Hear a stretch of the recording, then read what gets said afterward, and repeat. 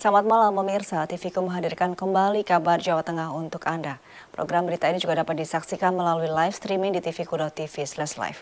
Bersama saya Mira Azahra, inilah berita utama edisi kali ini. Bawaslu dan tim gabungan Pemkot Semarang turunkan APK melanggar. Diguyur hujan deras, Jalan Raya Kaligawe terendam banjir. PLN Cilacap bersama BPBD bantu 140.000 liter air bersih. Pemirsa, inilah kabar Jawa Tengah selengkapnya. Badan Pengawas Pemilu Bawaslu Kota Semarang, KPU dan tim gabungan Pemkot Semarang tertibkan alat peraga kampanye yang dipasang melanggar. Penertiban ini dilakukan karena juga belum memasuki masa kampanye dan pemasangannya tidak sesuai aturan yang telah ditetapkan pemerintah Kota Semarang. Diawali dengan apel di Balai Kota Semarang, tim penertiban alat peraga kampanye di Kota Semarang dipimpin langsung oleh Ketua Badan Pengawas Pemilu Kota Semarang, Arif Rahman. Tim penertiban merupakan tim gabungan yang terdiri dari unsur Bawaslu, KPU, pemerintah Kota Semarang, dan juga kepolisian. Seusai apel, tim langsung bergerak menyisir jalan-jalan protokol di Kota Semarang untuk menurunkan paksa alat peraga kampanye atau APK yang dipasang secara melanggar. Dengan gunting dan sejumlah peralatan lainnya, petugas pun mengambil satu persatu apal melanggar yang dijumpai, termasuk yang dipasang di baliho berbayar. Karena beberapa hari yang lalu kami sudah melakukan koordinasi dengan tim gabungan yang terdiri dari Bawaslu Kota Semarang, KPU, kemudian Distaru, Kesbangpol, Disperkim, Dishub, Polrestabes, Kodim. Yang mana pada prinsipnya kita melakukan penertiban terhadap alat peraga sosialisasi. Kenapa kita katakan alat peraga sosialisasi? Karena ini memang belum masuk tahapan kampanye. Jadi kita kategorikan ini masih dalam tahapan sosialisasi yang kemudian pemasangannya itu melanggar perwal. Itu pertama. Kemudian kita juga melakukan penertiban terhadap objek alat peraga sosialisasi yang menyerupai kampanye. Ini mungkin banyak ditemukan ya. Ada foto, ada nama dapil, ada nomor, kemudian ada logo atau simbol coblos begitu ya, gambar paku dan sebagainya. APK yang diambil petugas langsung dikumpulkan. Meski ada penertiban, masih banyak APK melanggar yang terlewat dan rencananya akan disisir ulang. Pelanggaran pemasangan APK sendiri diantaranya meliputi pemasangan di pagar jembatan, di tiang listrik, atau fasilitas umum. Selain itu juga APK berisi materi kampanye seperti ajakan mencoblos, visi misi, dan lainnya, meskipun di papan reklame berbayar. Dari Semarang, Tutuk Carita melaporkan. Tuntut kenaikan UMP tahun 2024 sebesar 15%. Puluhan buruh yang tergabung dalam Konfederasi Serikat Pekerja Indonesia Jawa Tengah menggelar unjuk rasa di kantor Dinas Tenaga Kerja dan Transmigrasi Jawa Tengah di Jalan Pahlawan, Semarang. Selain berorasi, massa buruh juga menyegel kantor Disnaker Trans serta membakar ban bekas. Aksi demo buruh yang tergabung dalam Konfederasi Serikat Pekerja Indonesia ini digelar Selasa sore di depan kantor Dinas Tenaga Kerja dan Transmigrasi Jawa Tengah di Jalan Pahlawan, Semarang. Dengan membawa bendera organisasi dan sejumlah poster yang berisi tuntutan mereka, yakni kenaikan upah di tahun 2024. Buruh meminta upah minimum provinsi dan upah minimum kota di Jawa Tengah dapat naik sebesar 15% dari tahun 2023. Mereka juga merasa kecewa lantaran mereka tidak dilibatkan dalam penentuan skema upah tahun 2024 di 35 kabupaten kota di Jawa Tengah yang telah dilakukan pembahasannya di Solo.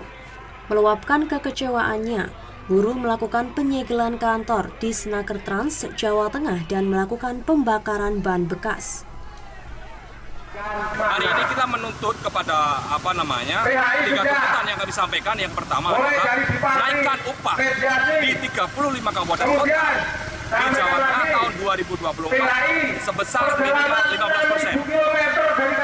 Dan konsep sudah kami sampaikan kepada Bapak PJ Gubernur tanggal 11 Oktober tahun 2023. Dan sebenarnya kami berharap konsep yang KSPI berikan kepada Bapak PJ Gubernur itu dibahas di rakor rakor yang dilakukan oleh Dinas Perhubungan tanggal 6 sampai tanggal 7. Tiba-tiba rakor pembahasan terkait skema dan konsep yang sudah kita berikan kepada Provinsi Gubernur, KSP tidak dilibatkan.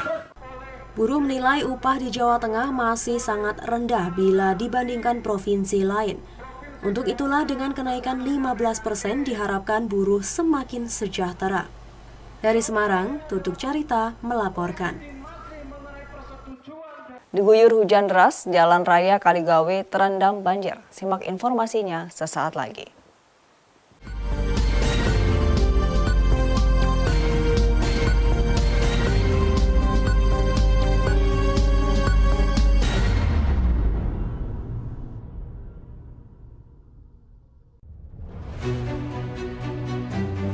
Jadi rumah BUMN Gunung Kidul ini dibangun untuk mendampingi UMKM agar lebih dikenal di banyak kalangan masyarakat.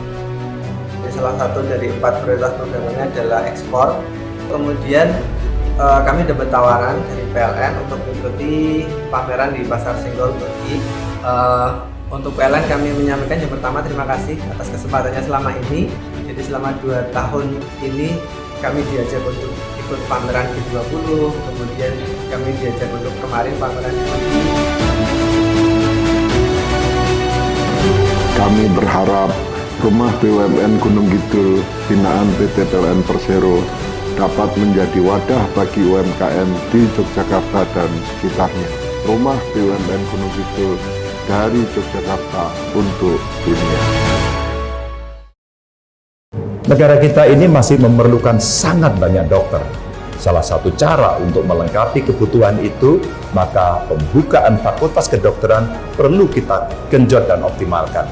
Universitas Dian Nuswantoro selama ini sangat responsif menyikapi kebutuhan masyarakat. Dengan diluncurkannya Fakultas Kedokteran Udinus ini, semoga jadi salah satu pemicu energi untuk mewujudkan terpenuhinya layanan kesehatan untuk seluruh masyarakat. Sukses selalu ya.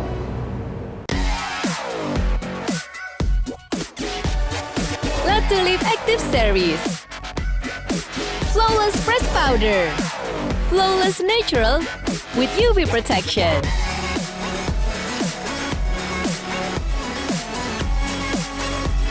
Shimmering touch for natural glow. Stay active, be beautiful with Latulip Active Series.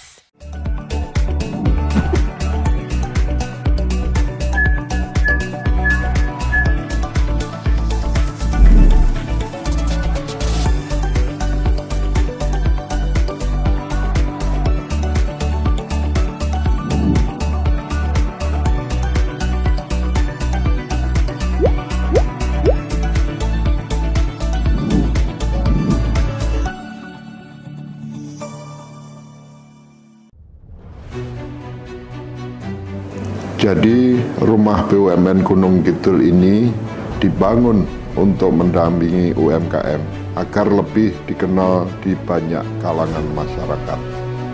Salah satu dari 4 prioritas programnya adalah ekspor. Kemudian kami dapat tawaran dari PLN untuk mengikuti pameran di Pasar Senggol Turki. Untuk PLN kami menyampaikan yang pertama terima kasih atas kesempatannya selama ini. Jadi selama 2 tahun ini kami diajak untuk ikut pameran G20, kemudian kami diajak untuk kemarin pameran di Turki. Kami berharap rumah BUMN Gunung Kidul binaan PT PLN Persero dapat menjadi wadah bagi UMKM di Yogyakarta dan sekitarnya. Rumah BUMN Gunung Kidul dari Yogyakarta untuk dunia. Pengen makan enak dan gak ribet? Leleku Bumbu punya solusinya. Dibuat dari lele segar yang berkualitas, diolah dengan bumbu yang ciamik, dijamin bikin ketagihan. Ada lembu, mandi di kali. Leleku Bumbu enak sekali.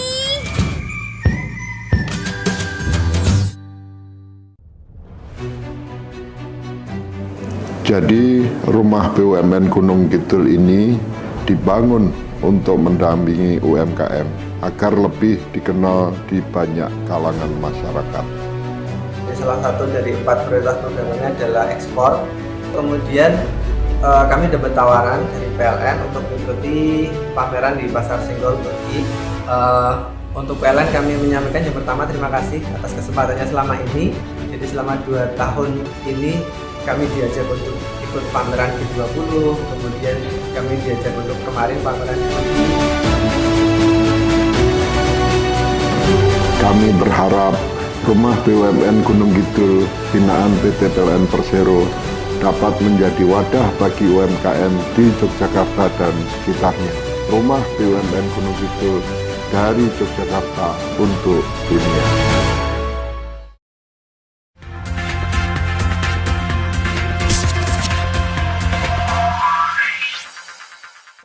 Terima kasih pemirsa, Anda masih bersama kami di Kabar Jawa Tengah. Hujan deras yang mengguyur kota Semarang Selasa malam mengakibatkan beberapa wilayah terendam banjir. Seperti yang terjadi di daerah Muktiharjo dan Jalan Kaligawe, di mana pada Rabu siang air banjir hampir sekitar 50 cm. Guyuran hujan pada Selasa malam membuat jalur Muktiharjo Raya, kota Semarang kebanjiran.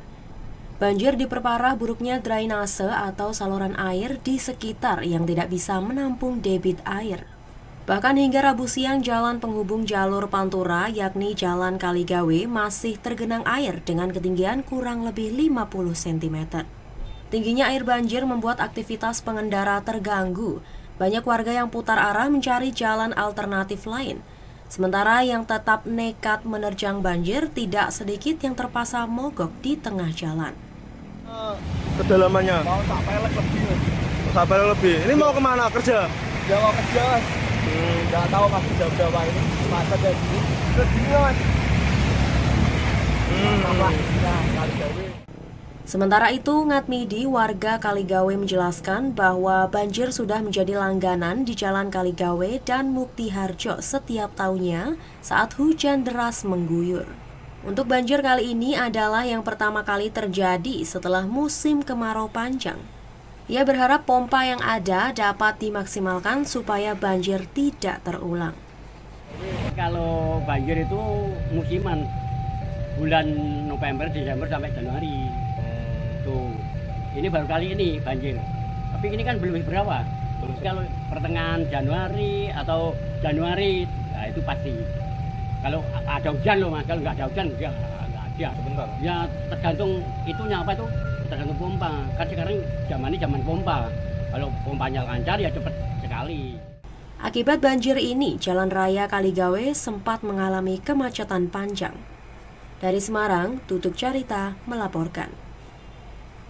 Sementara itu, Jalan Kaligawe dan wilayah Genuk kembali banjir saat hujan deras. Wali Kota Semarang Hefearita Gunaryanti Rahayu merasa kecewa lantaran saat melakukan pengecekan rumah pompa, sejumlah pompa milik Balai Besar Wilayah Sungai BBWS Pemali Juwana dalam kondisi tidak bekerja karena rusak.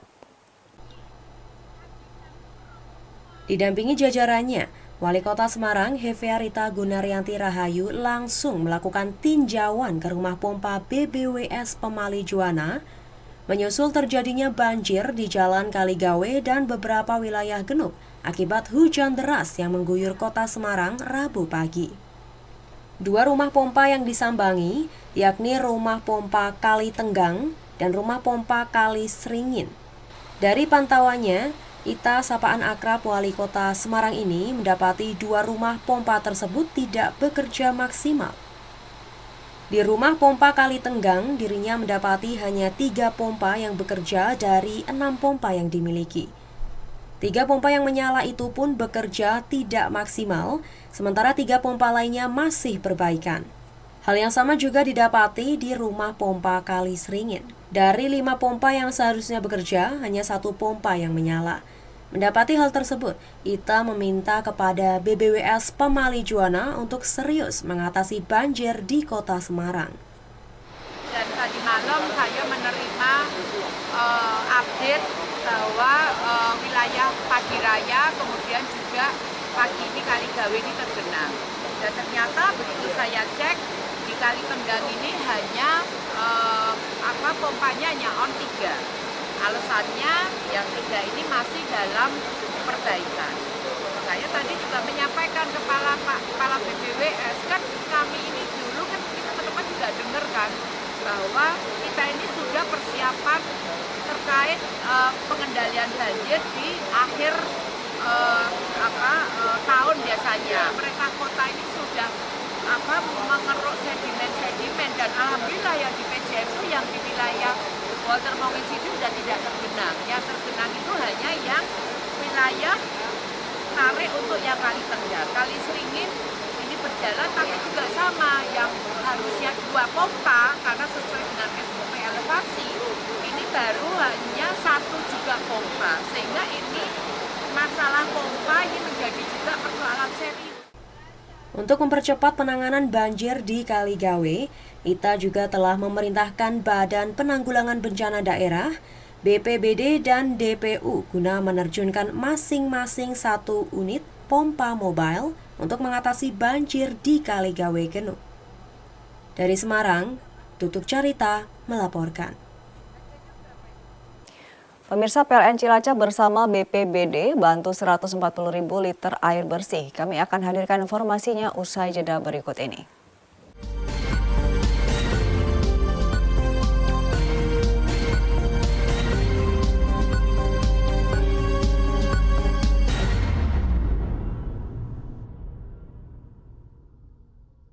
Negara kita ini masih memerlukan sangat banyak dokter. Salah satu cara untuk melengkapi kebutuhan itu, maka pembukaan fakultas kedokteran perlu kita genjot dan optimalkan. Universitas Dian Nuswantoro selama ini sangat responsif menyikapi kebutuhan masyarakat. Dengan diluncurkannya Fakultas Kedokteran Udinus ini, semoga jadi salah satu pemicu energi untuk mewujudkan terpenuhinya layanan kesehatan untuk seluruh masyarakat. Sukses selalu ya. Jadi rumah BUMN Gunung Kidul ini dibangun untuk mendampingi UMKM agar lebih dikenal di banyak kalangan masyarakat. Salah satu dari 4 prioritas programnya adalah ekspor. Kemudian kami dapat tawaran dari PLN untuk mengikuti pameran di Pasar Senggol Turki. Untuk PLN kami menyampaikan yang pertama terima kasih atas kesempatannya selama ini. Jadi selama 2 tahun ini kami diajak untuk ikut pameran G20, kemudian kami diajak untuk kemarin pameran di Turki. Kami berharap rumah BUMN Gunung Kidul binaan PT PLN Persero dapat menjadi wadah bagi UMKM di Yogyakarta dan sekitarnya. Rumah BUMN Gunung Kidul dari Yogyakarta untuk dunia.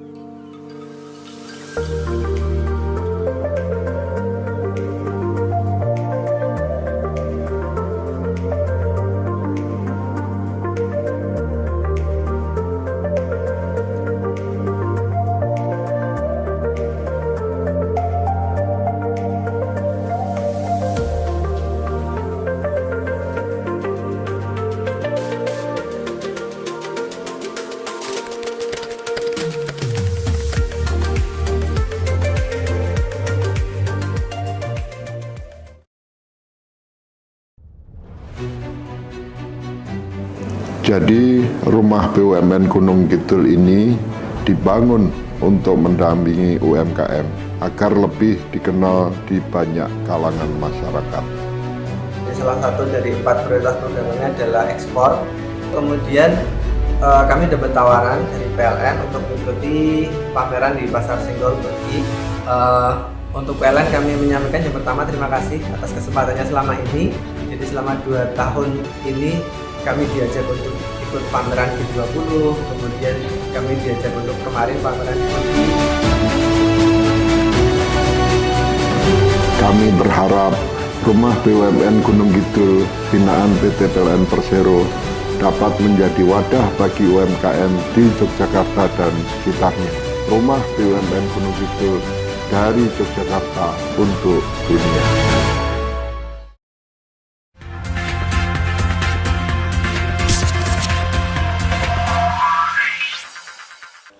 Anda masih bersama kami di Kabar Jawa Tengah. Pemirsa, untuk mengatasi dampak kemarau panjang yang menyebabkan kekeringan, PLN Peduli bersinergi dengan Badan Penanggulangan Bencana Daerah Cilacap menyalurkan bantuan air bersih untuk masyarakat terdampak kekeringan di Kabupaten Cilacap.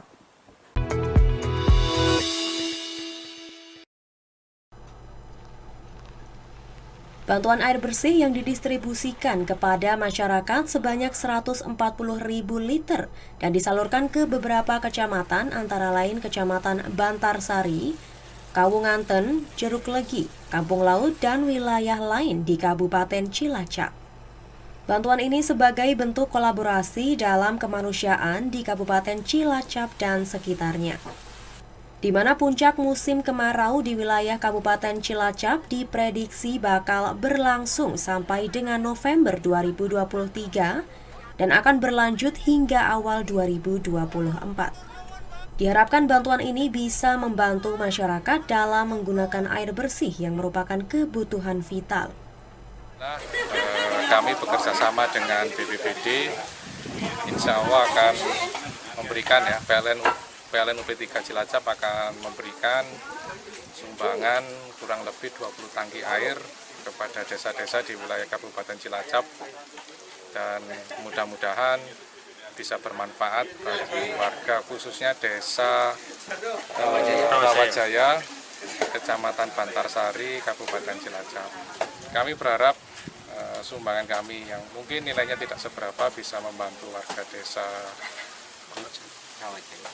Rawajaya agar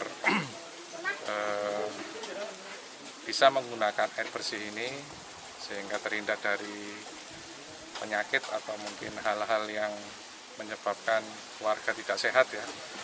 Karena kita ketahui semua bahwa air adalah kebutuhan vital. Jadi tanpa air kita tidak bisa hidup.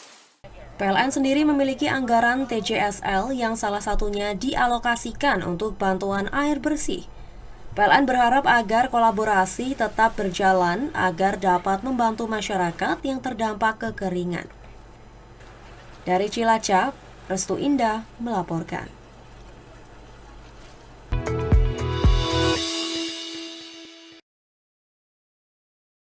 PLN Group siap mengawal kesuksesan Piala Dunia U17 di Stadion Manahan yang berlangsung dari 10 November hingga 2 Desember 2023. PLN Group membangun Commander Post sebagai posko kendali bersama untuk memantau kegiatan operasi.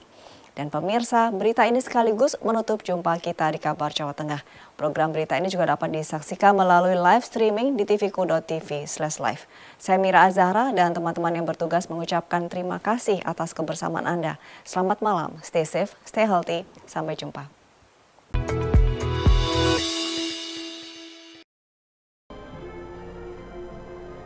Commander Post ini merupakan bagian dari Distribution Control Center, yakni berfungsi sebagai pusat pengatur distribusi 20 kV untuk memonitor tegangan dan beban listrik. Mulai dari suplai gardu induk sampai ke lokasi acara secara real-time dengan menggunakan seperangkat alat berbasis teknologi digital khusus untuk wilayah Surakarta dan sekitarnya. Selama masa siaga, PLN menerjunkan sebanyak 332 personel yang terdiri dari pegawai PLN dan tenaga ahli daya untuk bersiaga di 10 titik lokasi posko. Selain itu, PLN juga menyiagakan sebanyak 21 unit peralatan pendukung yang terdiri dari 8 UPS, 7 unit gardu bergerak, dan 6 genset serta material cadang gangguan. Untuk mendukung kemudahan mobilisasi, PLN mengerahkan 78 unit kendaraan pendukung, meliputi 6 unit kren, 31 unit mobil Yantek, dan 41 unit motor pelayanan teknik. PLN siap sukseskan Piala Dunia U17 Stadion Manahan. PLN pastikan kesuksesan penyelenggaraan Piala Dunia U17 di Stadion Manahan, Surakarta dengan backup kelistrikan 4 lapis.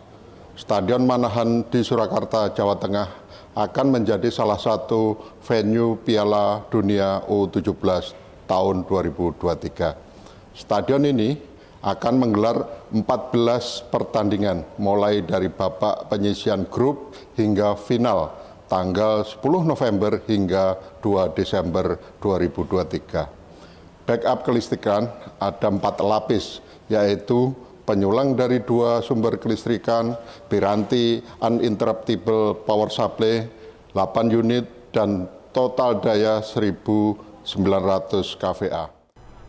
Dalam pengamanan kelistrikan Piala Dunia U17 ini, PLN juga secara aktif bersinergi dengan pihak eksternal untuk memberikan keandalan kelistrikan di 11 titik lokasi acara, yaitu di Stadion Utama Manahan Solo dan 6 venue latihan di Lapangan Banyuanyar, Lapangan Kota Barat, Sriwedari, Lapangan Sriwaru, Lapangan Blulukan, dan Lapangan UNS, serta 4 hotel yang digunakan sebagai tempat menginap atlet dan official. Dari Surakarta, Restu Indah melaporkan.